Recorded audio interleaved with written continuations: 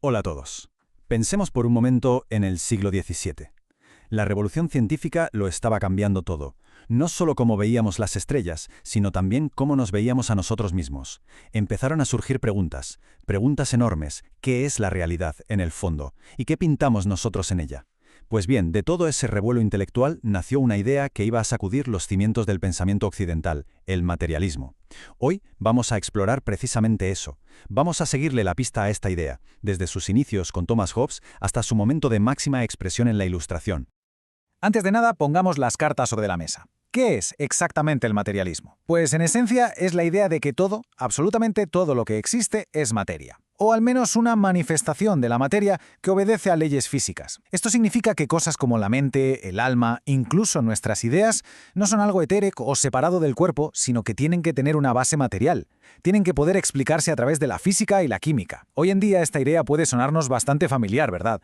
Pero en su momento fue una auténtica bomba. Una ruptura total con todo lo que se había pensado durante siglos. Bien, este va a ser nuestro recorrido. Primero veremos por qué el materialismo fue una idea tan revolucionaria. Luego nos meteremos de lleno con su gran pionero, Thomas Hobbes. Pasaremos a ver el papel, un tanto sorprendente, de Newton en todo esto. Después viajaremos a la Francia de la Ilustración, donde la idea llegó a su punto más álgido. Y para terminar, pensaremos un poco sobre el legado que nos ha dejado todo esto. Venga, pues empezamos. El materialismo, una idea radical. Y para entender hasta qué punto fue radical, tenemos que transportarnos al siglo XVII, a un mundo que pensaba la realidad de una forma muy diferente. Y aquí el choque es directo con el gigante de la época, René Descartes. ¿Qué decía Descartes? Que la realidad estaba partida en dos. Por un lado, la res cogitans, la cosa que piensa, la mente, el alma, algo inmaterial. Y por otro, la res extensa, la cosa con extensión, el cuerpo, la materia. Dos mundos separados. Y entonces llega Hobbes y dice, no, nada de eso. Para él, esta división era sencillamente un sinsentido. Solo hay una cosa, una única sustancia, el cuerpo, la materia. La idea de una sustancia inmaterial le parecía un juego de palabras vacío, una contradicción. O es sustancia, y por tanto material, o no es nada. Y con esa afirmación tan contundente, nos adentramos de lleno en el pensamiento de Thomas Hobbes, el verdadero padre del materialismo moderno. Lo que él intentó fue algo monumental, construir un sistema que explicara absolutamente todo, desde una piedra hasta el pensamiento humano, usando solo las leyes de la física. Esta frase resume a la perfección toda su filosofía. Todo lo que es real es material y lo que no es material no es real. Es una declaración de intenciones en toda regla. De un plumazo borra todo el mundo de las esencias, las almas y las entidades metafísicas. La lógica de Hobbes es aplastante. Si no puedes imaginar algo ocupando un espacio, si no es un cuerpo, simplemente no existe. Y claro, esto cambiaba las reglas del juego para la filosofía. Su tarea ya no era especular sobre lo invisible, sino convertirse en una ciencia, la ciencia que estudia los cuerpos y cómo se mueven. Vale, pero ¿y nosotros? ¿Qué pasa con el ser humano? Aquí es donde la cosa se pone realmente interesante y para muchos un poco incómoda.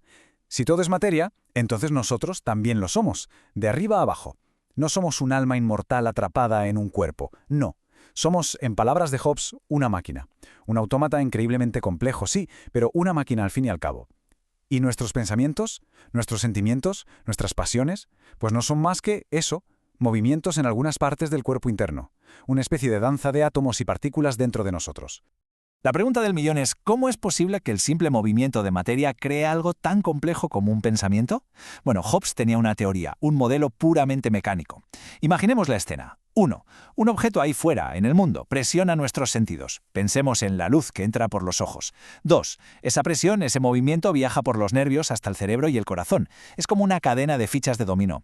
3. Una vez allí, se genera una respuesta, un movimiento interno. Y 4. El resultado. Esa reacción interna es la sensación, no causa la sensación, es la sensación. El deseo de coger una manzana, por ejemplo, no sería más que el comienzo del movimiento físico de nuestro cuerpo hacia la manzana. Las consecuencias de pensar así son, como podemos imaginar, enormes. Primero, ¿qué pasa con la libertad? Pues se desvanece, al menos como la entendemos normalmente. Si todo es una cadena de causas y efectos físicos, no hay sitio para un yo que elige libremente. La libertad, para Hobbes, es algo mucho más simple. Es poder moverte sin que nada te lo impida, como el agua de un río que corre sin presas. ¿Y Dios? Bueno, Hobbes no lo niega, pero lo redefine por completo. Si Dios existe, tiene que ser material. Un cuerpo. Quizá uno muy sutil, pero un cuerpo al fin y al cabo. Como vemos, todo su sistema es una redefinición total de los grandes conceptos de la filosofía. Y ahora viene una de las grandes ironías de la historia del pensamiento, porque el siguiente empujón al materialismo no vino de un filósofo ateo, sino de Isaac Newton, un hombre que era de hecho profundamente creyente. Su papel fue indirecto sí, pero absolutamente clave. A ver, ¿qué nos enseñó Newton? Que el universo es como un gigantesco mecanismo de relojería, preciso, predecible, gobernado por leyes matemáticas universales. La imagen era potentísima. Para Newton, por supuesto, Dios era el gran relojero que había diseñado y puesto en marcha toda la maquinaria. Pero aquí está el detalle. Una vez que el reloj está en marcha, ya no necesita que el relojero le esté dando cuerda a cada segundo. Funciona solo.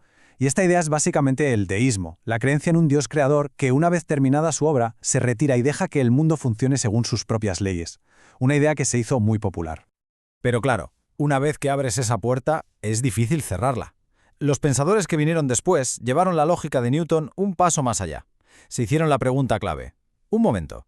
Si la naturaleza funciona perfectamente por sí sola, si no necesita a Dios en el día a día, ¿por qué no podría también haberse creado a sí misma?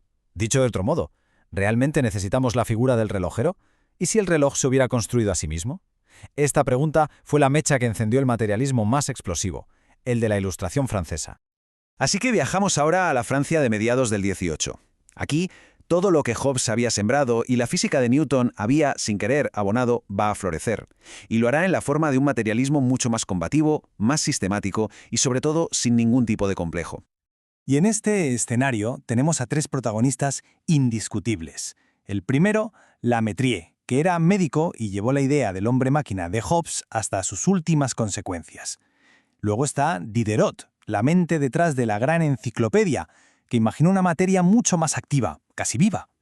Y por último, el barón de Holbach, que fue quien lo juntó todo en un sistema filosófico completo, ateo y sin concesiones, en su obra Sistema de la Naturaleza. Vamos a ver un poco más de cerca qué defendía cada uno. La Mettrie lo veía clarísimo desde su perspectiva de médico. Decía, es obvio, ¿no? La comida que ingerimos, una copa de vino, una enfermedad, todo eso altera nuestra mente. Su conclusión era directa, el pensamiento es una propiedad del cerebro, igual que la electricidad es una propiedad de la materia.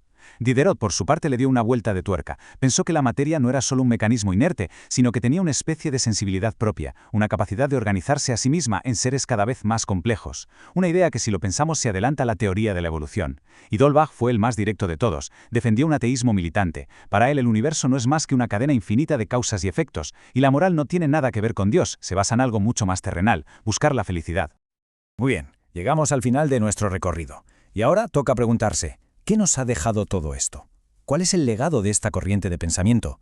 Pues es un legado inmenso, que va mucho más allá de la filosofía. De hecho, es uno de los cimientos sobre los que se construye la ciencia moderna. El cambio de paradigma fue total.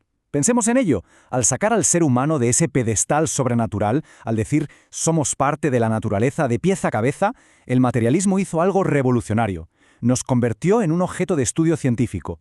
Si la mente, la vida, las emociones son fenómenos materiales, entonces podemos estudiarlos, podemos observarlos, experimentar con ellos, podemos hacer ciencia con ellos. Y la prueba la tenemos delante. Pensemos en las ciencias actuales. La neurociencia, que busca explicar la conciencia estudiando las neuronas. La psicología, que analiza nuestro comportamiento. La biología moderna, la teoría de la evolución. ¿Cuál es la premisa fundamental de todas ellas? Que somos seres materiales, explicables por leyes naturales. Todas, sin excepción, beben directamente de esa idea tan radical que estos filósofos pusieron sobre la mesa hace ya varios siglos. Este viaje intelectual, de Hobbes a Holbach, es en el fondo una apuesta valiente por la capacidad de la ciencia y la razón para explicarlo todo. Pero es una apuesta que nos deja con una pregunta final, una pregunta que sigue resonando con la misma fuerza hoy que entonces. Y es esta. Si el pensamiento no es más que materia en movimiento, si todo lo que somos, nuestra conciencia, nuestra capacidad de amar, nuestra creatividad, es el resultado de una compleja danza de átomos, entonces, ¿qué significa realmente ser humano? La pregunta, desde luego, queda en el aire.